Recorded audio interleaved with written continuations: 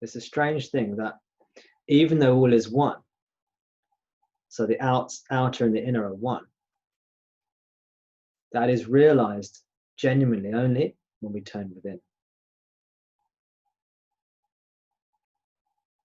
When we don't turn within, when we're seeing all the variety of objects and things around us, we get distracted and taken away by them. Maybe not all the time, but enough of the time to perpetuate ignorance and duality and the notion that I'm a separate body, mind, entity living in a real world full of lots of different separate real objects. This is the illusion or dream. And unless, for almost everyone, unless you turn away from objects, you will not be able to realize in any lasting and deep sense the underlying unity.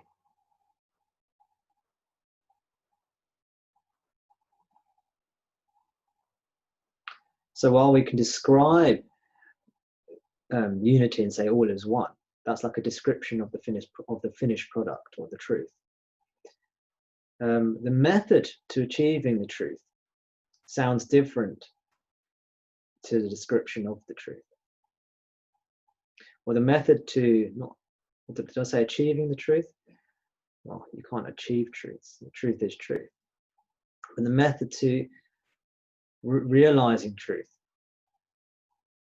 or being truth looks subtly different to a description.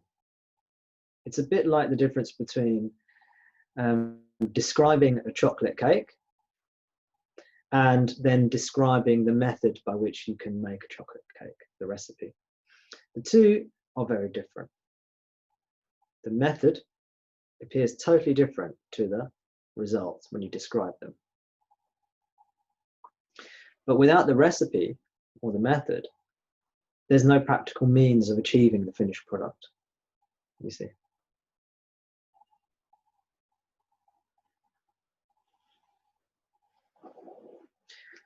Some argue that, well, because we're not talking about chocolate cake, we're not talking about something you have to build or create or construct. We're talking about oneness that's already here. Therefore, there's no need for a recipe.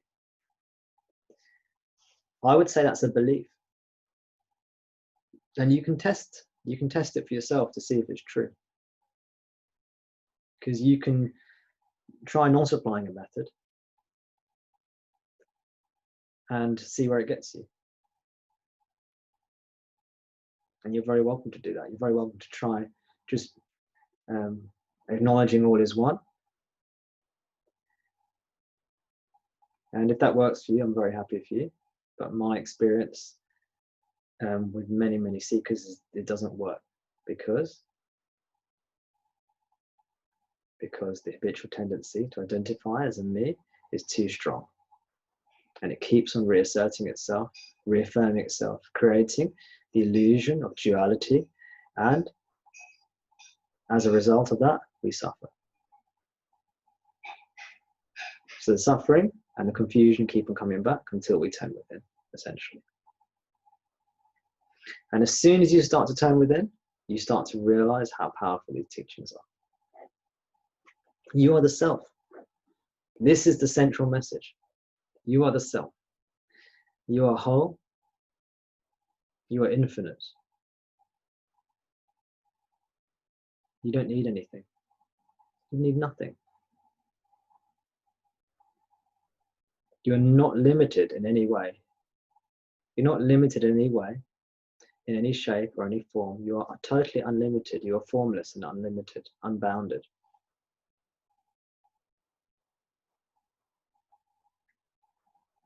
Your nature is happiness, and therefore you don't need anything external to you to make you happy.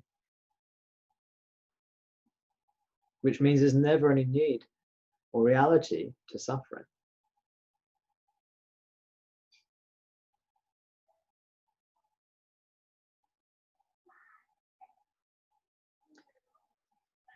The self, there's never any duality in the self.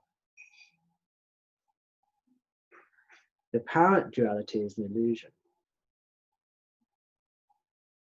It's an illusion fueled by egotism, or the belief that you are separate, that you have a form, that you are bounded. You're not boundless. You believe you're bounded or limited. And this creates separation and suffering. So you're already free. You don't need to become free. But just like a king, if you're a king, but you think you're a beggar, you think you're a pauper, you think you have no money, you will suffer accordingly. Obviously, this is just an analogy. I'm not trying to be classist here, you know. But if you're a king and you think you're a beggar, you think you're a pauper, you think you have no money, then you will suffer accordingly. So in the same way, you are the self. You are not this vulnerable, small, fickle human entity that you take yourself to be. That's an illusion. So just be what you are.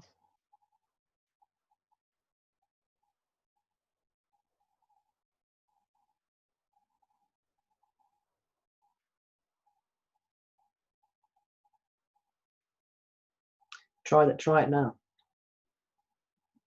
Try it now. Let go of any sense of limitation. Let go of any idea that you are a human being, and know that you are that pure spirit, infinite, unbounded. See, as I often say, we already know this intuitively in our hearts anyway. So just connect with that intuitive sensation or intuition, that feeling that you are eternal, infinite happiness, love, and that you don't need any of this stuff. You don't need anything to be healthy and whole.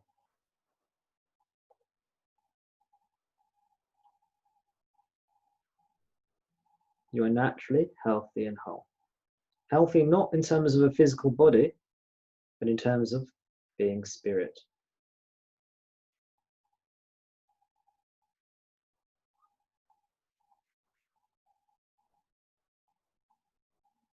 Being divine. Be that divine. Be that divinity that you are. Be that divinity that you are.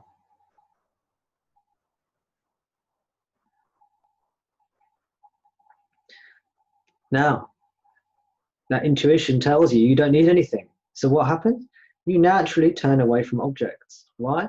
Because you don't need them. Why are you attending to objects normally? Because you think you need them. They interest you. They interest you because you think they can give you something. Maybe they can give you happiness, you think. But you don't need them for happiness. Maybe you think objects can give you security, you think. But you don't need objects for security. Maybe you think objects can lead you to liberation. Maybe you can gain something spiritually through looking at things, books, teachers, teachings. But you don't need books, teachers, teachings. You're the self. So you don't need to entertain this world of objects. If it spontaneously happens, it spontaneously happens. We can say it's in God's hands, which means it's spontaneously happening.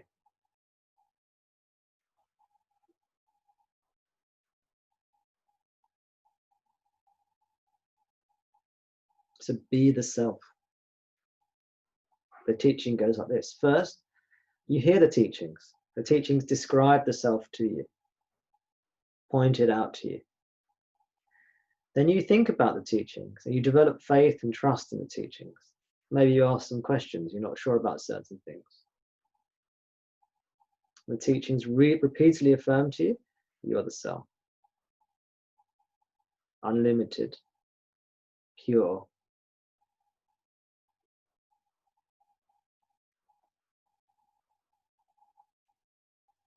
always known,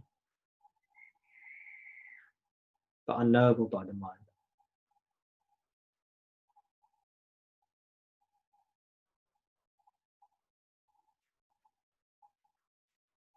Always known by yourself. The self knows the self. Nothing else can know the self.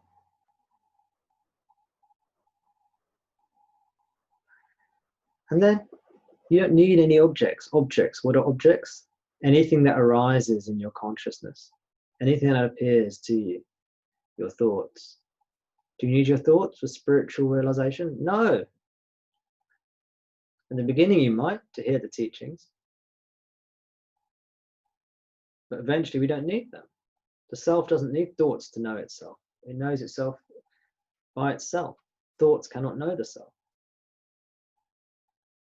We can say they're known by the self, but they're not. They cannot themselves know the self.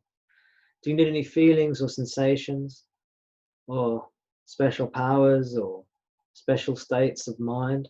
No. They're all objects. They come and go. They're transient. They won't lead to any lasting fulfillment. They just perpetuate the illusion if you're clinging to them and placing your attention to them, if you're attending to them.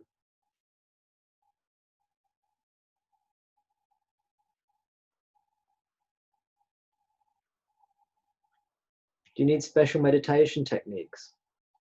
Special practices? No. You're the self.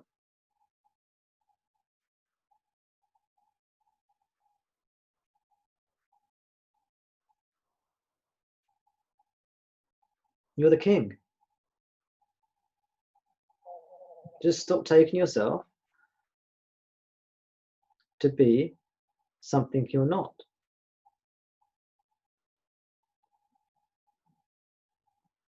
You're not the prince. You're not the pauper. You're not the jester. You're not the fool. You're the king.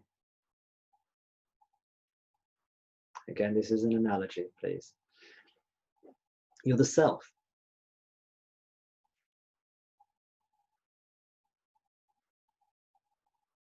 Yeah, I'm not an advocate of the feudal system or, a hierarchical system. So hopefully you can, I don't want any sort of political comments coming back at me.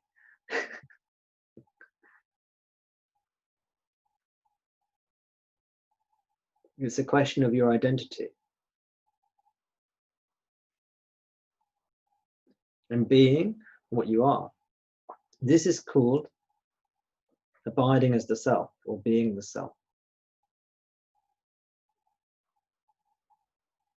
A common objection is, well, there's no need to be the self. You're already the self. Makes sense, doesn't it? You're already the self. Why do you need to be the self? You don't need to be the self. That makes sense, doesn't it? Because you're already the self. You don't need to do anything to be the self. Okay, you can do that. See where it gets you. You will feel good sometimes, and then the suffering will come back. This is a unique practice that doesn't perpetuate the ego, but removes egotism and delusion and ignorance and illusion at the root, and without which the suffering doesn't end. It just continues. If you just leave things as they are, then what happens is that things as they are, which is ignorance and suffering, maybe pleasure intermittently too, and apparent knowledge intermittently too, not real knowledge, apparent knowledge, the false knowledge, it might come and go as well. If you leave things as they are, then that state continues, of course. So if you're suffering now, you leave it, then the suffering will continue.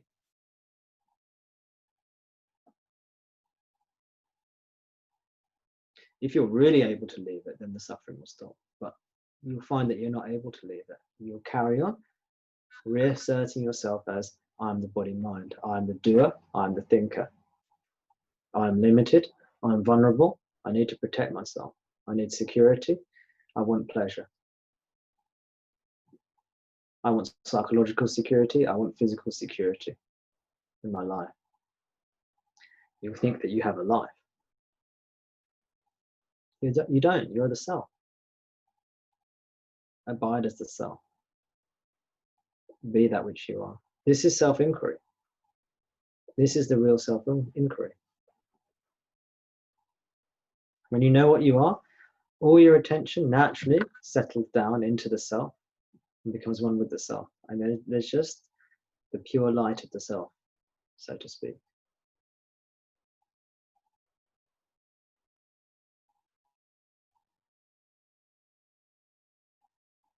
So self-inquiry is not something you do. It's not something that ego does. It's being what you are, having understood the teachings, having understood what the word self means and what non-self means within the teaching. And then abiding as what you are and not as what you're not.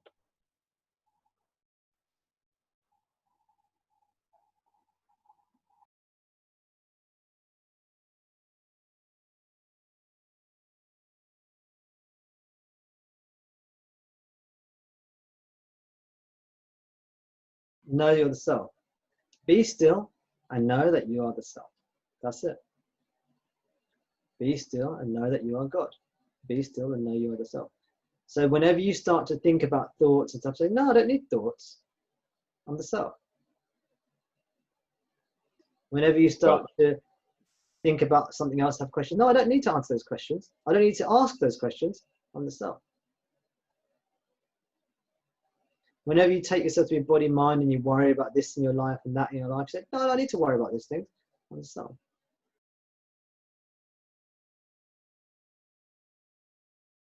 All teachings are for the mind. Does the self need a teaching? No. Does the self need to practice? No. Why on earth do we need a teaching? Because we think we're the body mind. Why on earth do we need a practice? Because the habitual tendency to identify as the body mind is strong and keeps on reasserting itself. If it wasn't strong, then you could just do one of these neo-advaita type teachings, these radical non-duality type teachings, and then you're done. But they don't work. And you can see that you can see the people who profess that it's word. Their energies are all over the place and they're suffering. You can see it. You can feel it. So it's the ego that says, who am I? Yeah, it's the mind. And then the mind turns towards the self and the mind disappears and all there is the self, because the ego is the self. There is only the self. So when the ego turns towards itself, it just becomes the self, being the self. That's the whole purpose of that question stuff. That question stuff is just to get you in the right direction.